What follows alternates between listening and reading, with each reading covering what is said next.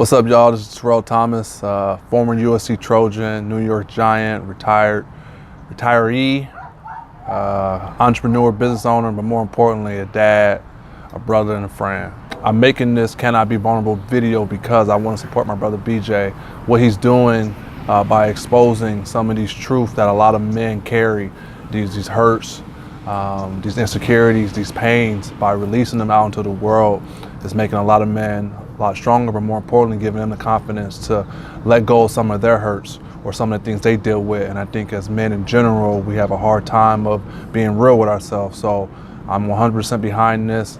I think what BJ Williams is doing is outstanding, and I'm honored to be a part of it. What led me to therapy was depression and injuries. 2012, when I retore my injury back-to-back, played development guide, the New York Giants connected me with a guy, and he was very helpful throughout my recovery to this day. The healing aspect is really just accountability. You know, it's accepting your wrongs and realizing, you know, what you did in the situation. So it definitely is going to, you know, help the situation. I would say the hardest part when you heal is that you're expecting the other person to heal, and they're not there yet. So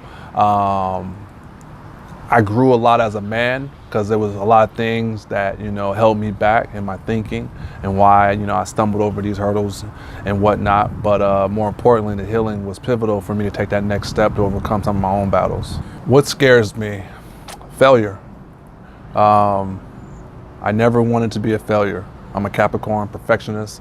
I've always thought of myself highly, not because of who I am or who I thought I was, because of the work I put in.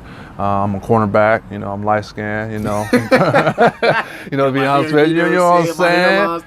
It comes with the territory. And, you know, people, you know me, like that arrogance on them, but if you really know me, you know that I also put that work into. Yep. So that's why I'm so confident or cocky, and it all stems from just fear. I don't want to be a failure. I don't want to say you're better than me. I don't want to concede to anybody, so I put the work in. So yeah, I don't think that'll ever go anywhere.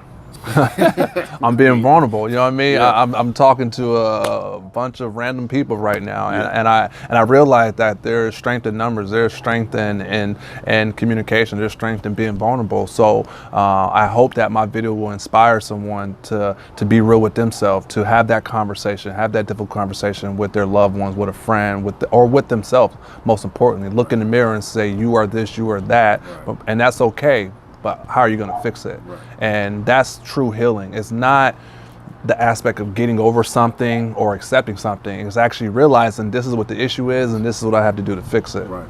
That's a tough one. I think these last couple of years I've carried so many bags on my back. I'm learning what healing is, and it's letting go of other people's problems and just focusing on Terrell. So I can't give you a real answer for that, but I do know what that process looks like, because I'm applying it to certain aspects of my life. So I think the true term of growth is being mature, and maturity is really just not allowing your emotions to dictate your actions. Right. And usually when you're apologetic or you can admit when you're wrong, they don't. I think I can cover a lot, but I want to focus on one thing, and I think the timing is right. I just recently had a baby boy. He's almost 3 weeks, and I have 2 girls, Tatum and Zoe, and now my son is born as Carter.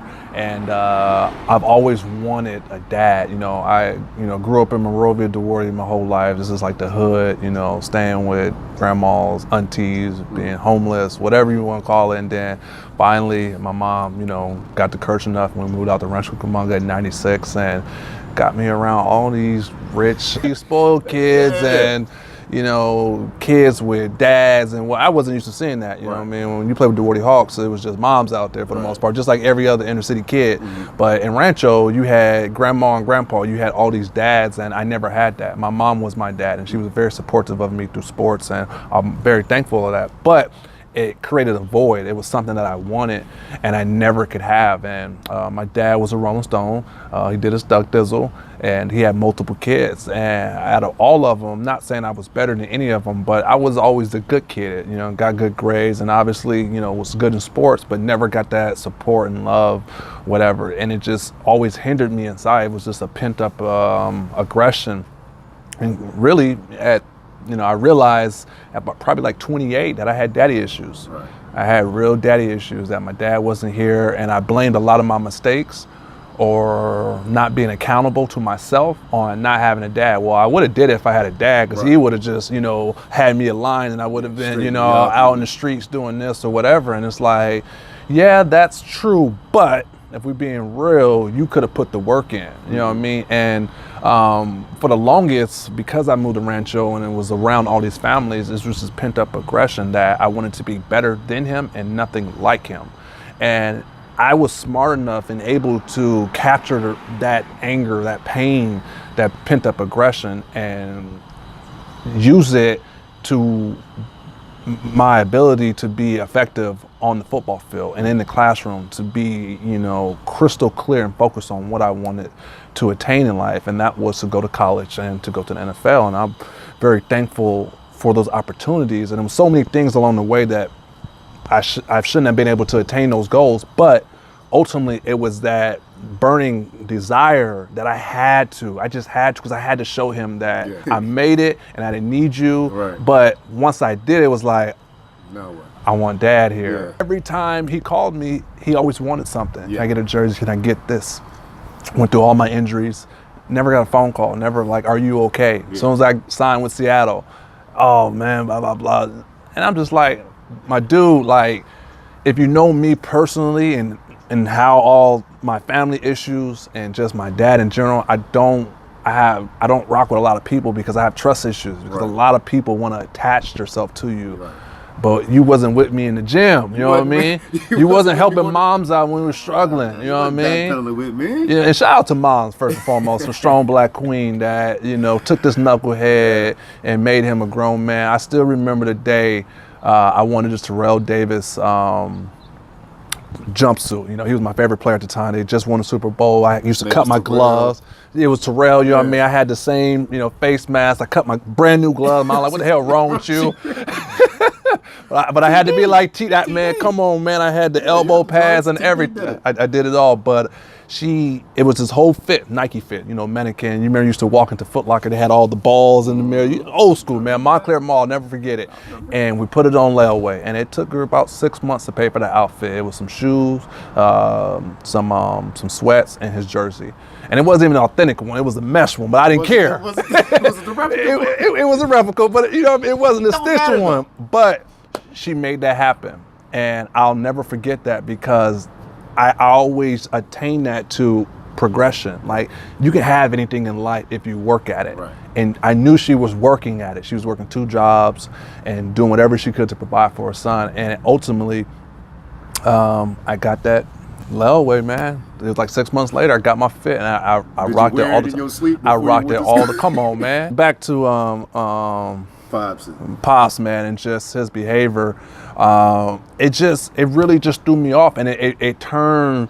Now that pent up aggression was leaking out into my relationship, into my own parenting, because I didn't want to be nothing like him. Mm-hmm. And I didn't know how to be a father. I had a kid at 25. I wasn't ready at all. Mm-hmm. But I just said, I'm going to love this kid to death. That's all I'm going to do. I'm just going to be present, because that's what I didn't have, and everything else I'll figure out. And I feel bad for my first daughter, because I'm such a better father for my second daughter. And that always happens. It always happens. You get experience. But I was young and 25, and I realized I just wasn't mentally and physically prepared to be a father. Yeah. But I'm thankful for the journey that we have together. But in that, I realized that I had real life dad issues, and I really didn't know how to deal with them, because I never had the outlet. I didn't, to this day, he just didn't really give a damn about me. And he recently passed, and I didn't know if I was gonna go to his funeral. I don't respect the man. I really don't. But I appreciate him because he gave me life. Mm-hmm. And now that he's gone, now I'm starting to let go of that hurt. I'm starting to understand why maybe situations were such, because you never know what he was going through mentally, physically. He could have been dealing with abuse. I had to realize that, maybe it was something my mom did. Maybe it was a situation, or maybe it was just all meant to be that way. But I wanted to share that because I feel a lot of men have daddy issues and they don't acknowledge them. And even the ones that are in their lives, you still can have daddy issues. That's where the generation curse, or that's how my father was, has to stop. You have to break the trend. And it starts with you. Yeah. Are you going to be, that pioneer to say, this is how we moving forward? And I put my foot down and I said, I'm not going to allow my daddy issues to capture me or hold me captive in my life or my parenting. And I'm not going to allow it to be an excuse anymore for my family or even my friends. I'm a big advocate and just trying to help people heal. Right. And I think healing, like we stated earlier, is the reflection of self. Enough is enough. Right. I'm not going to allow this to hold me back. I'm not going to allow it to be an excuse. And I'm going to be vulnerable with myself and just admit that I do have daddy issues. And it's okay. And it's all right. And I'm going to fix them. It takes time. It's not going to happen overnight. I'm still dealing with them. But I'm aware of it at least. Right. And not in denial. So